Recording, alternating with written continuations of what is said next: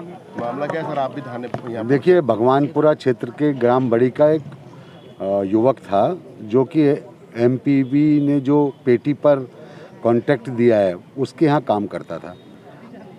रात को सौमित्र नगर में कुछ लाइट सुधारने के लिए जो उनका सूबेदार है, जो उनका वो है सुपरवाइज़र, उसने उसको खंबे पे चढ़ाया और उसके लिए विधिवत परमिट प्राप्त नहीं किया, जिससे कि वो करंट लगा उसको और नीचे गिर के उसकी करंट से डेथ हो गई। आज ग्राम बड़ी के आसपास के काफ़ी संख्या में ग्रामीण इकट्ठे हुए और आक्रोश प्रकट किया है। उन लोगों की ये इसमें लापरवाहीपूर्ण ढंग से कार्य करने का मामला है। हम इसमें जो जिस सुपरवाइज़र है और जो इस कंपनी का मालिक है उनके विरुद्ध प्रथम सूचना दर्ज करेंगे। इन लोगों का मुआवजे के बारे में कुछ सेटलमेंट हुआ है जिसकी प्रतिपूर्ति जो है ठेकेदार द्वारा की जा रही है।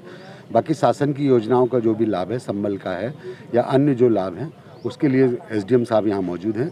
उन्होंने आश्वासन दिया है कि वो उसका पालन कराएंगे। एमपीबी लाइन चालू करती है जब भी काम होता है तो क्या देखिए, एमपीबी के इंजीनियर यहाँ आए हुए हैं, उनके अनुसार उन्होंने ये पूरे मेंटेनेंस का ठेका दे रखा है कॉन्ट्रैक्ट का, और जब भी कोई एमपीबी का काम किया जाता है तो पहले परमिट प्राप्त किया जाता है कि उस तरफ का परमिट, कि उस तरफ पूरी लाइट बंद रहेगी। इसमें लापरवाही ये सामने आई है ठेकेदार की कि उसने परमिट प्राप्त नहीं किया, जिससे एक बेकसूर व्यक्ति की जान चली गई, और उस पर हम सख्त धाराओं में जो इंडियन पेनल कोड है उसमें कार्रवाई करेंगे।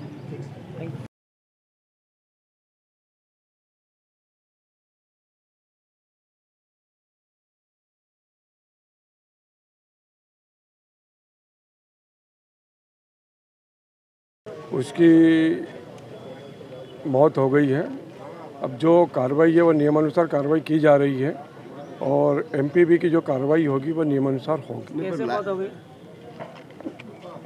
अचानक मतलब वो कहीं करंट आया होगा या पोल से गिरा होगा, ये तो जांच के बाद मालूम पड़ेगा कि क्या हुआ। पीएम रिपोर्ट के बाद मालूम पड़ेगा कि उसको करंट लगा कि क्या लगा है। जनरली बिजली बंद की जाती है तो एमपीबी की जिम्मेदारी होती है ना। नहीं, पर ये लापरवाही तो एमपीबी की है ना, ठेकेदार कैसे दोषी होगा? नहीं, इसमें काम वर्क ऑर्डर उन्हीं को रहता है, उन्हीं को काम करना रहता है। लाइट सुरक्षा उपकरण नहीं जांचे गए थे क्या? सुरक्षा उपकरण जो दिए जाते हैं ये हमारा एम्प्लॉयज नहीं थे, हमारे एमपीबी के एम्प्लॉयज नहीं है रहते हैं। तो क्या मान लिया जाए सर कि ठेकेदार द्वारा सुरक्षा उपकरण नहीं दिए गए थे? इसके बारे में अभी तो मैं कुछ नहीं कह सकता, जांच के बाद ही मालूम पड़ेगा। क्या नाम है मृतक का? जिम्मेदारी किसकी होती है? खरती राम है। कितने साल का है सर ये इसका पूरा आइडिया नहीं है। खरती राम नाम है। वो?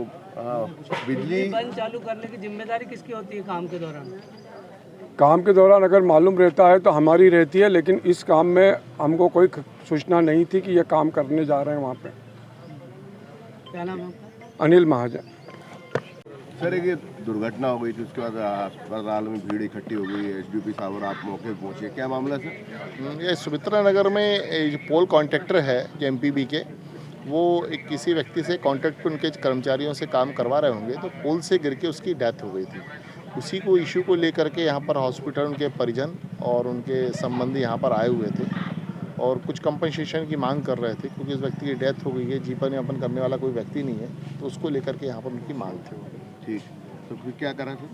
इसमें जो कॉन्ट्रैक्टर है, ठेकेदार है, और उसको जिसके यहाँ डेथ हुई है उनके परिजनों और सरपंच की मिलकर बात हुई है, उसके अंतर्गत 5 लाख रुपए भी कैश उनके उसमें अकाउंट में डलवा दिए जाएंगे। 4 लाख रुपए का वो चेक दे देंगे और 3.5 लाख रुपए का इंश्योरेंस है उनके बैंक से, तो वो भी क्लेम किया जाएगा और जो भी सहायता होगी विधि के अनुसार उनकी सहायता की जाएगी। एमपीबी की लापरवाही सामने आ गई। इसमें अभी एमपीबी को भी अपन ने ध्यान में रखा है। एक्चुअली वो एमपीबी के कॉन्ट्रैक्टर हैं, तो इसमें मेन बेस अभी कॉन्ट्रैक्टर पर शुरू होता है और फिर जो भी कॉन्ट्रैक्ट एक्ट के अंतर्गत लायबिलिटी होगी जिस भी अधिकारी की या विभाग की होगी वो उसकी जवाबदार होगा। ताज़ा खबरों के लिए सब्सक्राइब करें JSR टाइम्स और साथ ही नोटिफिकेशन पाने के लिए बेल आइकन को दबाएं।